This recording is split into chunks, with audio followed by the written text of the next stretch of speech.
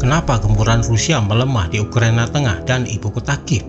Sebulan invasi Rusia ke Ukraina akhirnya mulai melemah di sejumlah titik. Apa iya? Ukraina mengklaim pasukan Rusia mulai kekurangan logistik hingga makanan. Bahkan intelijen Barat menganggap pasukan Rusia dalam melancarkan operasi militer seperti tanpa komando dan koordinasi. Padahal di awal invasi, Rusia sangat agresif membombardir habis-habisan. Tapi apa yang terjadi di hari ke-41 ini tetap masih belum juga bisa menerobos pertahanan pasukan Ukraina dan menduduki Kiev. Lalu strategi apa yang dipakai Putin ini? Ini merupakan strategi umpan balik Rusia yang mengalihkan perang ke timur Ukraina, terutama di Donbas. Barat mengklaim Rusia mulai memble di Ukraina Tengah, dan Kiev mulai cabut jam malam yang menandai situasi Kiev kemungkinan sudah cukup aman.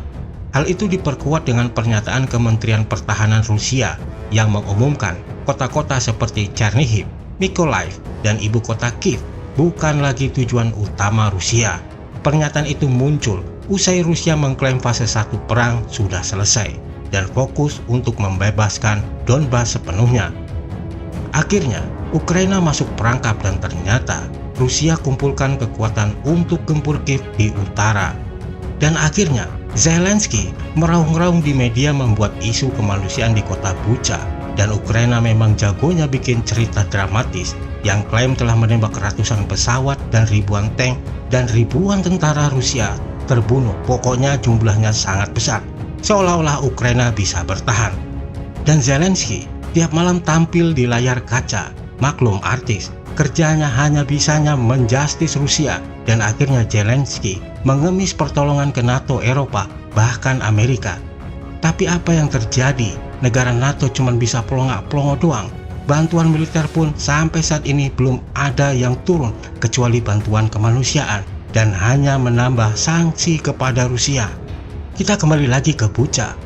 Pertahanan Rusia menyangkal bahwa Rusia mundur pada tanggal 30 Maret dari Bucha. Bahkan mereka mengirim 452 ton bantuan kemanusiaan kepada warga sipil, dan tanggal 2 April Azov menguasai Bucha. Lantas yang bunuh siapa? Kremlin menyangkal melakukan operasi militer khusus untuk menurunkan angkatan persenjataan Ukraina, menargetkan instalasi militer. Buat apa melakukan serangan ke warga sipil? Gak ada gunanya.